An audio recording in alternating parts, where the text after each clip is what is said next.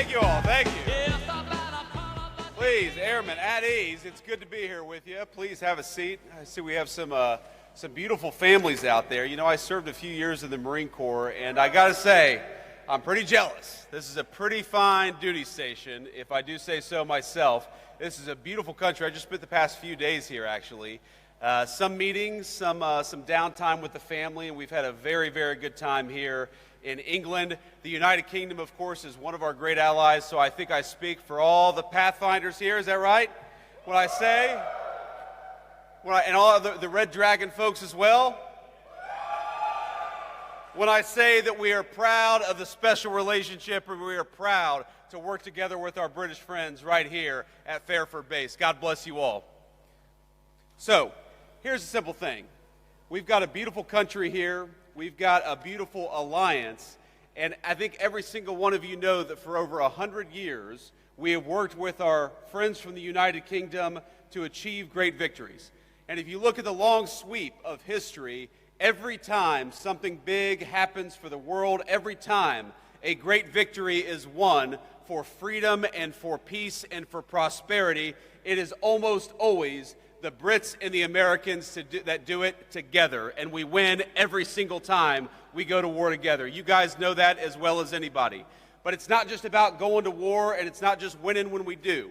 When we work together, when we fight together, when we make it clear that we always approach every situation with an open hand, but if things go poorly, we're willing to do what we have to do. We make it easier to achieve peace and prosperity all over the world. So I want to say, from all of us back home in the United States, for all the people that you serve with, that you fight for, that you make it possible to live the American dream in peace and prosperity, we are proud of you, we are grateful for you, and as your Vice President, I am damn proud to be here with you today. God bless every single one of you.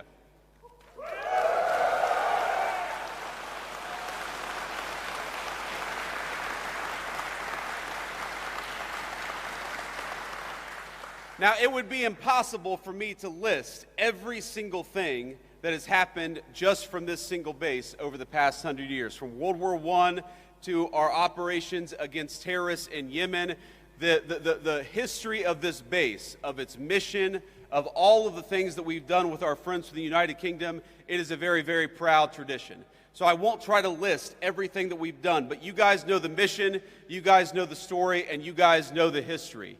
We have done so much with our English friends, with our friends from the UK, and I started I started the week at a place called Chevening with the Foreign Secretary of the United Kingdom, further south in the country in a county called Kent. And what we did is we worked on one of our most important shared security goals in Europe, which is the end of the war between Russia and Ukraine. The President of the United States came in 6 months ago, and I just talked to him right before I came on the stage, and he said very simply that we are going to make it our mission as an administration to bring peace to Europe once again. But as you all know, it is impossible to bring peace anywhere unless the bad guys are also worried that we've got a hell of a fine Air Force and a hell of a fine military to back up the peace to begin with.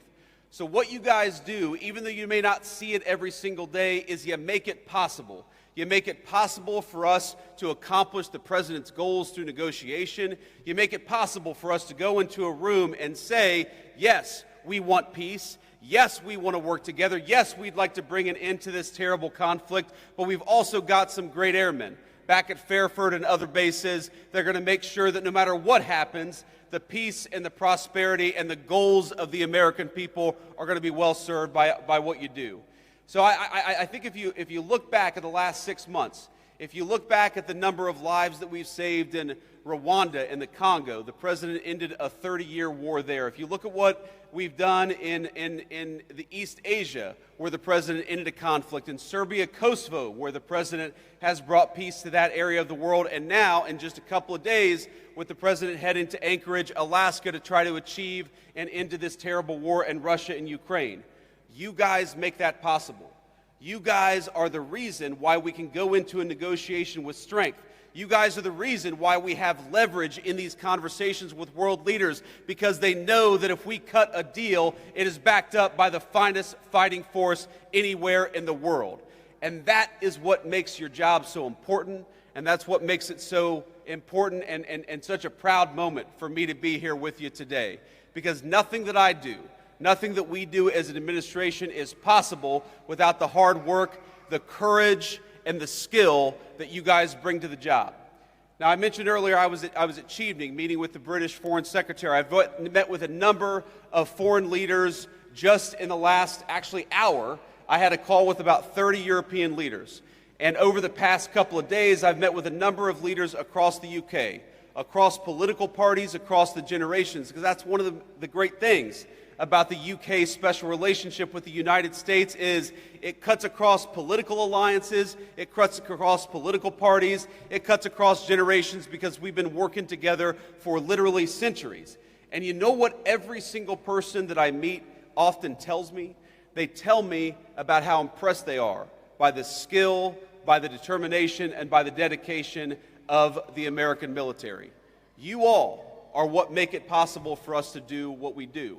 When Marco Rubio, our great Secretary of State, goes to engage in some diplomatic negotiation, he knows that he's got the great people of the Secretary of Defense standing behind him. And that fact, the fact that people are impressed by you, the fact that so many people are frankly afraid of you, is why we're able to do what we do as an administration. So I just want to say from the President of the United States, who again I just spoke to, and he told me to give you this message. We're proud of you. We're grateful to you. We know that it's not always an easy job. We know there are often long hours, but I hope you know that the peace and the prosperity and the safety of your countrymen depend on you doing a good job, and we are damn proud of the job that you do every single day. God bless you all, and thank you for having your Vice President here in the UK.